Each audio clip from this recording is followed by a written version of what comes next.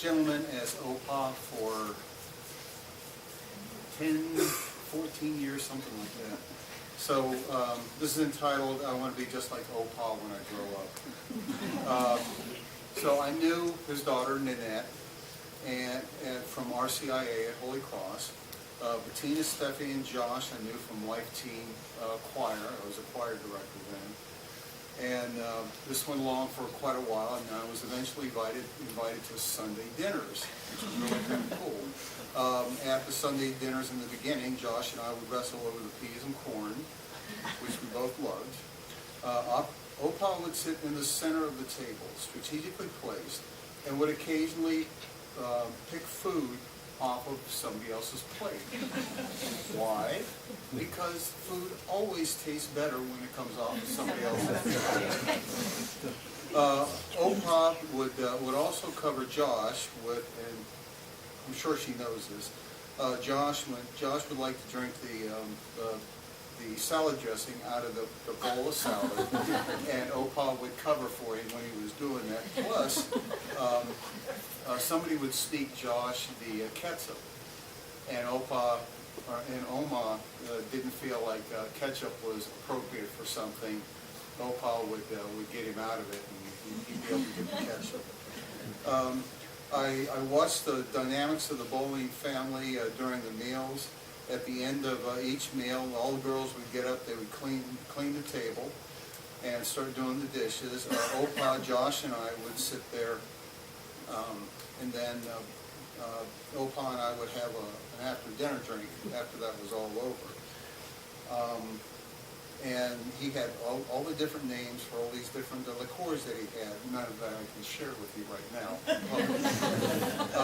After several weeks and months, I realized, it just kind of dawned on me, I'm going to be like Opal when I grow up. I continued to learn more about the family as I accompanied them to vocal recitals, soccer games, tennis matches, graduations, and we'd go to Mass all the time. I continued, I learned that when the kids were younger, and this is kind of cool, every Saturday morning Opal would wake up, go over to Nanette's house, pile all the kids in the car, and go to Dinky Dow's. Anybody know what Dinky Dow's is? What is it? Dunkin' Donuts. Dunkin' Donuts, that's right. And on the way there, they would have a whole slew of songs that they would sing, and one of them was, "Do you need any help? No help wanted. Do you need any help?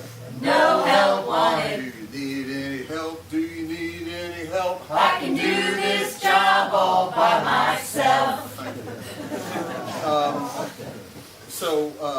So they would do the songs all the way to Dunkin' Donuts and all the way back. And okay, so continuing, Opal coached Josh's tennis team at STMA for 4 years until Josh graduated. Opal also would pick up Josh faithfully just about every single day from school. And if Josh was doing a sport, he would do that also. Opal taught Josh how to drive, and it was really strange to see Josh, this big tall kid, sitting in Opal's Lincoln Town car, because Josh was so much taller than Opal, it just looked so out of place. So the continued love and support that Opal and Oman gives their family, and just kind of reinforces the fact that I would like to be just like Opal when I grow up. Thank you.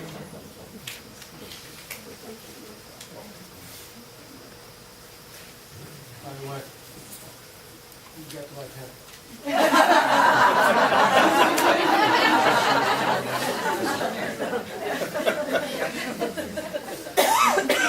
And finally, Bill's granddaughter Steffi has something to say.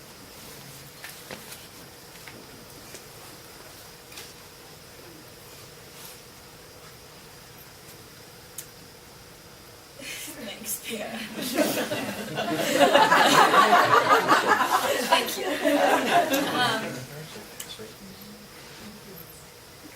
My Opa is the greatest man I've ever known.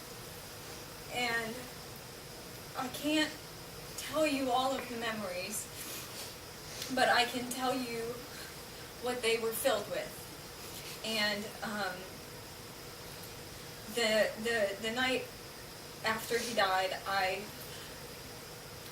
wanted to write down, you know, the good stuff. I don't know. I wrote,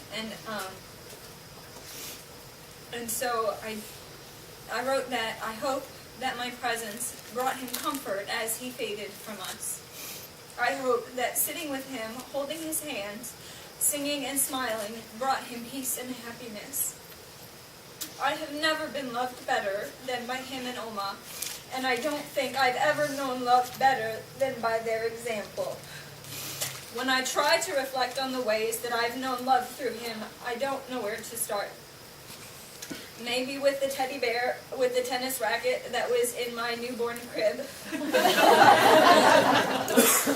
Or in his walks down the ditch in our neighborhood to holler out to us in the backyard, woo-woo, so that we would hear him and come out and visit with him. Going to all of our games, concerts, graduations, plays, church events, and even pageants, which he did despise because of those spin-arounds, which, sorry Emily, but the dancers, he just couldn't get down with it. Dunkin' Donuts trips on Saturday mornings and dinners on Sunday nights, which usually came after breakfasts after church on Sunday mornings, which were also a tradition. He coached us in tennis, but then he also supported us when we chose swimming, soccer, volleyball, cross country, and music instead. He took us to Longwood Gardens, Germany, Iowa, Maine, and all the places in between. He taught us the value of hard work with his yard work and the pride that he took in his home and hoped for us to take in ours. He loved our dogs like they were his own, and he checked in on us even when we weren't home. He sang to us, he teased us, he hugged us, and he called me the world's best hugger and let me believe that I could be the best at something. He cheered for us and he loved us with full acceptance and compassion.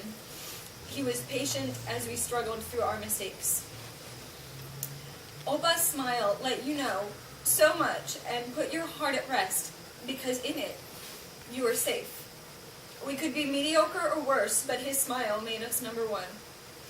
We could never feel inadequate in his sight. He protected us and provided for us and set an example for us in how to love. He gave up his time and his life to be there for us so that we were never alone. He never made us feel like a burden, but was always happy to be there.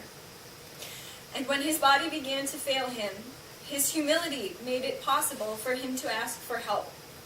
And by letting us help him, we learned what it was to put others first and to support your family in every way. Whether it was a shoulder to support his descent down the Alps or a hand to pull him out of his chair, Opa's humility taught us that it's okay to ask for help, because he knew that he had taught us to be there for each other. Opa never gave up. When he retired from the Air Force, he put his tennis experience to work.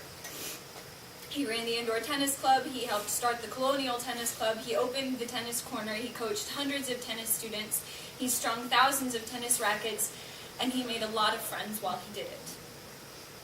As those pastimes faded away, he made us his priority and became our chauffeur and our cheerleader. He helped take care of our yards, he groomed his own impeccably at the same time. When he couldn't do the raking himself, he got us to help. And when he couldn't bend down anymore, he made us pick up the sticks. When he couldn't cut the grass alone, he taught Josh to help him. And when he couldn't keep up with the landscaping, Oma helped him, and he did what he could to keep his yard beautiful, because being outside and having something to live for was important to him. His determination and love of hard work caused his fall, but they also made it possible for him to come to our wedding. Everything he had, he gave to us. He taught us how to love, and it would take an 81-year lifetime to narrate everything that he accomplished and everything that he was. But in the end, he was just love. And in teaching us how to love, he made music a part of our lives. And Timothy is going to help me eventually. I felt like I was really setting that up for you on multiple occasions.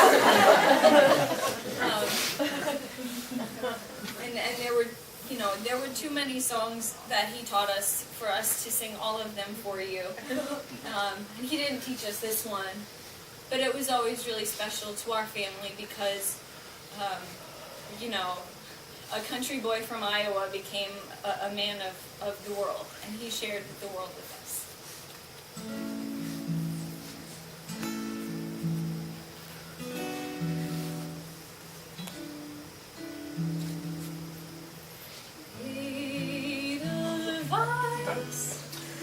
Edelweiss, every morning you greet me, small and white, clean and bright.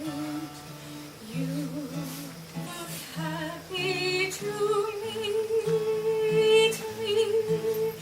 Blossom of snow, may you bloom and grow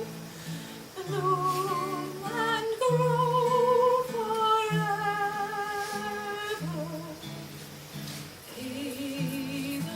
Edelweiss, Edelweiss,